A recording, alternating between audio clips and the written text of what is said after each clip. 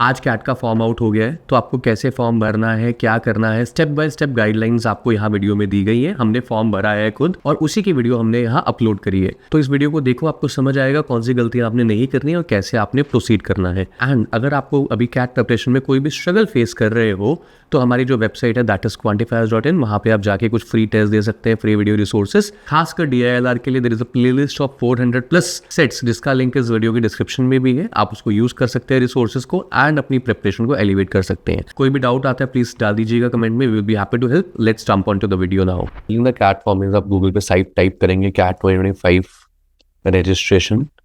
The first website is imcat.ac.in. This is the official website. आप इस पे जाएंगे एंड इस पे जाने के बाद you will have this page in front of you. This is the page. अब यहाँ पे आपको काफ़ी सारी चीज़ें नज़र आ रही होंगी। प्लीज़ अंडरस्टैंड कि आपको यहाँ से सिर्फ इस न्यू कैंडिडेट रजिस्ट्रेशन पे क्लिक करना है। अगर आपने पहले भी कैट दिया हुआ है तो भी आपको इसी पे रजिस्टर करना है। आपको लास्ट ईयर की कोई डिटेल्स यूज़ नहीं करनी है, ठीक है। ये आपका ऑब्वियसली लास्ट ईयर का स्कोर कार्ड है। This is not for experience, ये टैब एक्सपीरियंस के लिए नहीं है, तो आपने इसका कुछ भी नहीं करना है, राइट।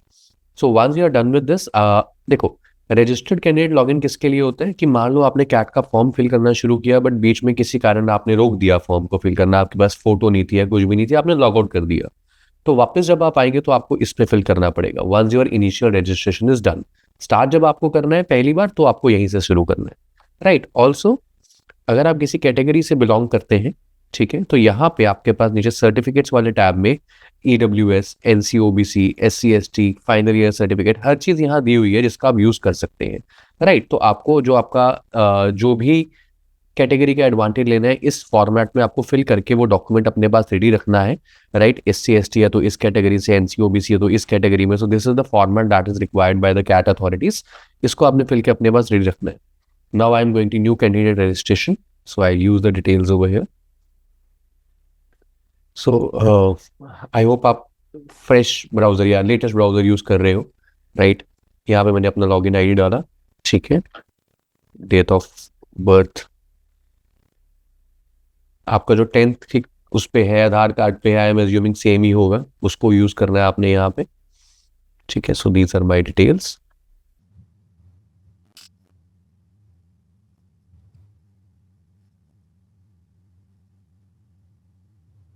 कंट्री में हमें यहाँ से इंडिया सेलेक्ट कर लेना है। मोबाइल नंबर अपना डाल दीजिए,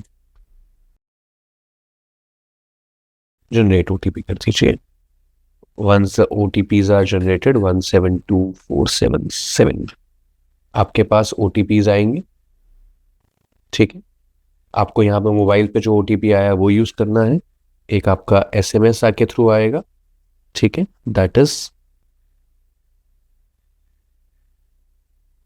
ठीक है, OTP मोबाइल का वैलिडेट हो गया है एंड एक आपको ईमेल के थ्रू आएगा।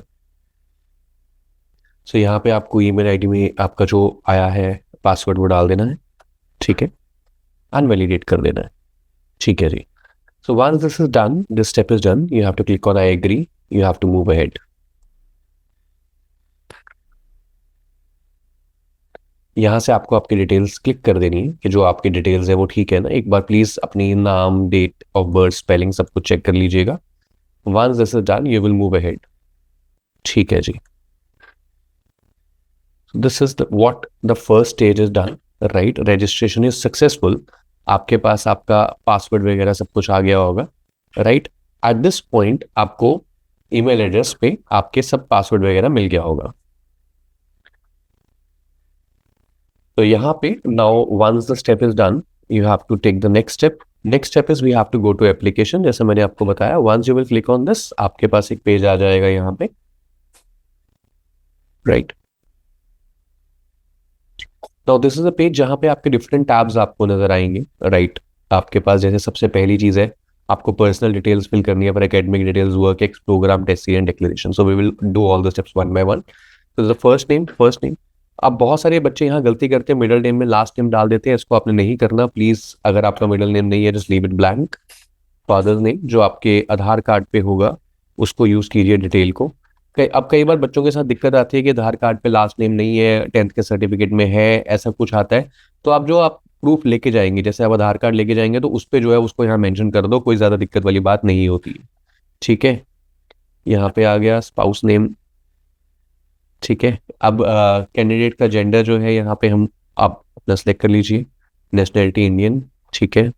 कैटेगरी में यहाँ पे आपके पास select whatever your category is, right. And जो भी आपका कैटेगरी का सर्टिफिकेट होगा वो आपको हैंडी चाहिए होगा, जैसा कि मैंने आपको बताया था।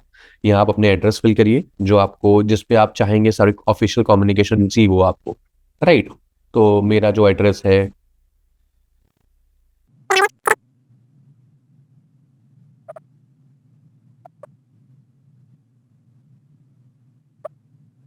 ऑलराइट, आपको एक ऑल्टरनेट ईमेल एड्रेस देना है, वो यहाँ पे आप डाल सकते हैं,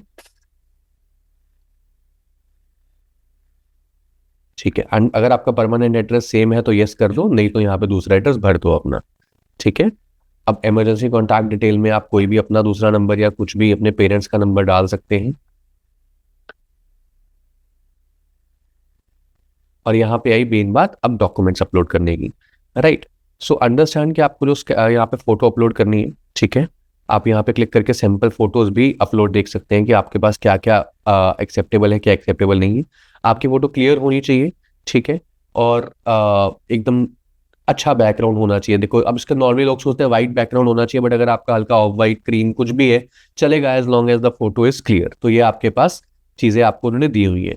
अब मैं नॉर्मली क्या करता हूँ, अगर मेरे पास फोटो हैंडी नहीं है तो मैं अपना एक सेल्फी क्लिक करके उसको स्कैन करके डाल देता हूँ। This is what I do, right. आज तक कभी कोई दिक्कत आई नहीं है मुझे उसमें, बट आई रिकमेंड यू कि आप, क्योंकि अभी करियर का सवाल है, तो एक बार अच्छे से फोटोग्राफर के पास जाइए और उसके बाद जाके फोटोज क्लिक करा लीजिए। Dimension of photograph should be 1200 pixels, right. And maximum file sizes 1 MB, ये आपको दिया होगा उन्होंने, राइट। तो अब यहाँ पे ये चीज आपको ध्यान रखना है। अब मैं इस पिक्चर को, अगर आप एक फोटो क्लिक करके आप उसको डिफरेंट टूल्स है जिससे एडिट कर सकते हो, एडिट करके आपको अपलोड कर देनी है picture. So let's do that.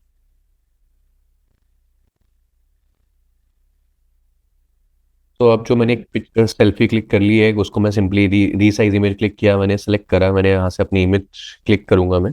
I will just select the image that is here, जो मैंने अभी क्लिक करी है। Alright, so the image is uploaded over here, right.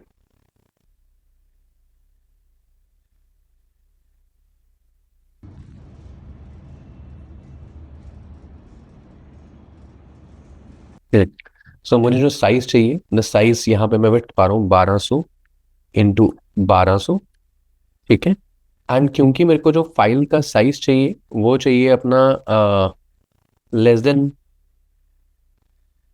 1 MB, तो मैं यहाँ पे 800 KB सेलेक्ट कर लेता हूँ एंड एक्सपोर्ट पे क्लिक कर देता हूँ, ठीक है,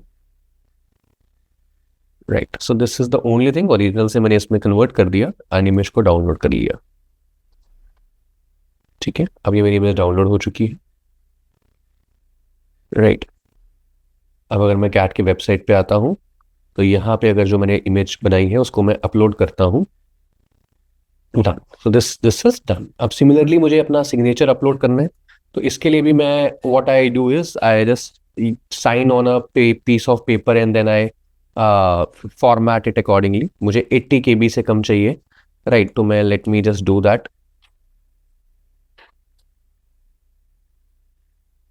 तो this is the piece of paper that I am picking up.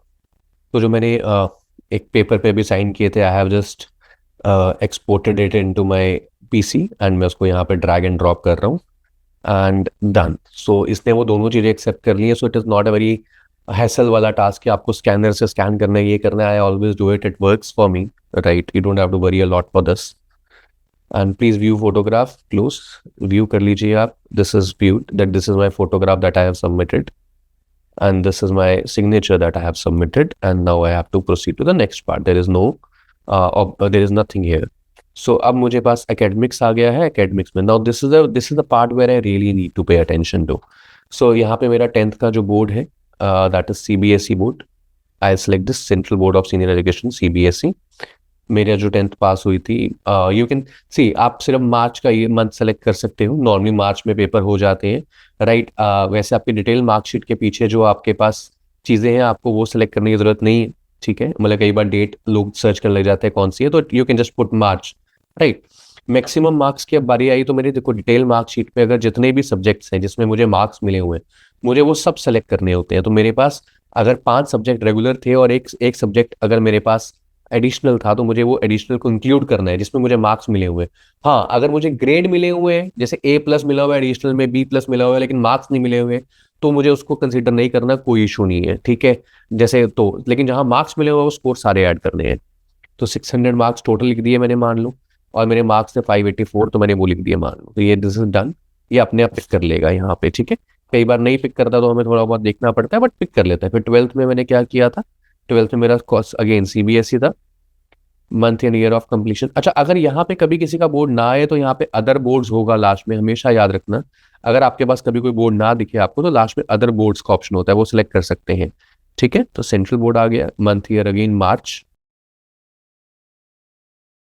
अब जो भी आपने लिया था, अब यहाँ डाल देंगे सब्जेक्ट्स आपके जो टोटल, अगेन एडिशनल को कंसीडर करना है आपने, इंपॉर्टेंट बात। अब मान लो मेरे मार्क्स थे 399, तो मैंने यहाँ डाल दिया 399, ठीक है। तो इसने अपने आप ये पिक कर लिया। Are you in a final year bachelor degree? अब प्लीज यहाँ पे देखो, this is a very important part, again आप इसका ध्यान देंगे एक बार। अगर आप ऐसे स्टूडेंट हो जहाँ पे आपके पास आपकी फाइनल ईयर की डिग्री हो चुकी है, आप पास आउट हो चुके हो पर रिजल्ट नहीं आया है आपका, ठीक है, तो आप लिखोगे हैव यू कंप्लीटेड पे यस कर दोगे, आप यस कर दोगे, और यहाँ पे नो कर दोगे।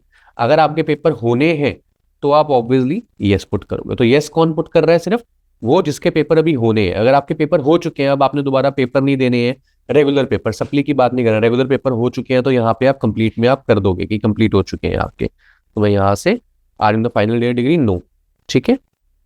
Have you completed degree? Yes. तो जैसे ही करेगा आप यहाँ पे टोटल ड्यूरेशन ऑफ डिग्री, मान लो मेरी 4 साल की इंजीनियरिंग है, इंस्टीट्यूट सेलेक्ट कर लिया मैंने, it was central university. Select state select कर लिया मैंने, मान लो चंडीगढ़ था। यूनिवर्सिटी का नाम मेरा मान लो यहाँ पे पंजाब यूनिवर्सिटी है, ठीक है। अब अंडरस्टैंड, अगर आपके पास यहाँ पे यूनिवर्सिटी का नाम नहीं है तो आप अदर्स सेलेक्ट कर लेंगे, अदर्स। अगर आपको नहीं मिलता है आप अदर्स सेलेक्ट कर लेंगे यहाँ पे, ठीक है, ठीक है जी। अब नेम ऑफ कॉलेज मान लो मैंने यहाँ डाल दिया UIET, ठीक है। एग्जाम्पल के तहत मैं ये भर रहा हूँ। डिग्री का नेम मैंने भर दिया, मान लो बीटेक है मेरी डिग्री, तो बीटेक होगा यहाँ पे। और आपको अगर आपकी डिग्री नहीं मिल रही है, बीटेक या कोई भी चीज़ नहीं मिल रही है, तो आप वहाँ पे उसको अदर्स फिल कर देंगे। अगेन आपको ज़्यादा बॉदर नहीं करना है क्या चीज़ है कैसी है, राइट। डिसिप्लिन पे आते हैं, ग्रेजुएशन स्ट्रीम की। अब मान लीजिए डिसिप्लिन क्या है मेरा, इंजीनियरिंग था, तो यहाँ इंजीनियरिंग होना चाहिए, ठीक है, इंजीनियरिंग, ठीक है। ग्रेजुएशन स्ट्रीम इंजीनियरिंग की इंजीनियरिंग थी। मेरा मंथ या कमेंसमेंट शुरू कब हुई थी, तो मैंने मार्च में वो खत्म किया था। मैं जून सेलेक्ट कर लेता हूँ यहाँ पे, 2009 सेलेक्ट कर लेता हूँ यहाँ पे, जहाँ पे मेरी ग्रेजुएशन खत्म हुई थी। उसके बाद अगेन आपको नहीं याद जून का वो कब कॉलेज शुरू हुआ था, जून का जुलाई हो गया, जून का अप्रैल हो गया, मई हो गया, इतना फर्क नहीं पड़ता। कंप्लीशन अगेन मेरा जैसे जून 2013 में था, ठीक है, इतना ज़्यादा फर्क नहीं पड़ता। आप उसको कर सकते हैं जो आपका मन करे, जो एग्रीगेट मार्क्स थे आपके, अप टू 2 डेसिमल पॉइंट्स आप डाल देंगे। मान लीजिए मेरे थे 75.56, तो मैंने यहाँ डाल दिए, ठीक है। इंटीग्रेटेड कोर्स था, नो, ठीक है। If you have BCom LLB, if you know, नहीं मेरे पास नहीं है। जो है मास्टर डिग्री मान लीजिए नहीं है, एक्वे नहीं है, अब CA वगैरह नहीं है, तो this is done, this part is मेरा कंप्लीट हो चुका है। यहाँ पे आई will just click on save and next part, ठीक है। तो यहाँ पे मुझे प्लीज अंडरस्टैंड, कोई भी डॉक्यूमेंट मैंने अपलोड नहीं करा है यहाँ पे। I don't need to upload any document over here. मुझे सिर्फ मार्क्स फिल करने हैं यहाँ पे और मैं आगे जा सकता हूँ। अब एक इंपॉर्टेंट पॉइंट कि अगर मेरे पास मान लीजिए कि कोई री आई हुई है जिसको सप्ली बोला जाता है, तो आपको सिर्फ वो सेमेस्टर को कंसिडर करे बिना आपको मार्क्स फिल कर देने हैं। मान लो कि मेरे 8 सेमेस्टर है और मेरे 5th सेमेस्टर में सप्ली थी, तो मेरे पास जो बाकी 7 सेमेस्टर का टोटल है उसमें से एग्रीगेट उसके बेसिस पे भर देना है। मुझे ज़्यादा इसके बारे में टेंशन नहीं लेनी है, राइट। अब वर्क एक्स की बारी आई, तो मुझे वर्क एक्स भरना है। यहाँ पे एड रो कर देता हूँ मान लीजिए मैं, ठीक है। Serial number 1, name of the organisation है मेरा क्वांटिफायर्स मान लीजिए, डेजिग्नेशन है मेरा मान लीजिए फाउंडर, ठीक है। स्टार्ट डेट मान लो मेरा एग्जाम्पल के तौर पे डालना है मैंने, यहाँ पे हम डाल देते हैं 2018, ठीक है, जून, ठीक है। और एंड डेट में अभी भी क्योंकि मैं काम कर रहा हूँ, ठीक है, तो एंड डेट मैं क्या कर दूंगा, 31 जुलाई कर दूंगा, क्योंकि मैं अभी भी काम कर रहा हूँ। एंड डेट है तो नहीं है मेरी, ठीक है, बट यहाँ पे हम उसको 31 जुलाई सेलेक्ट कर लेंगे। उसके आगे का मेरे पास टाइम ही नहीं है, तो even if I am working right now I have to select the end date as 31 July. I can not move forward in then this, 31 जुलाई तक ही डाल सकता हूँ मैं यहाँ पे, ठीक है। तो सेलेक्ट कर लेना है हमें।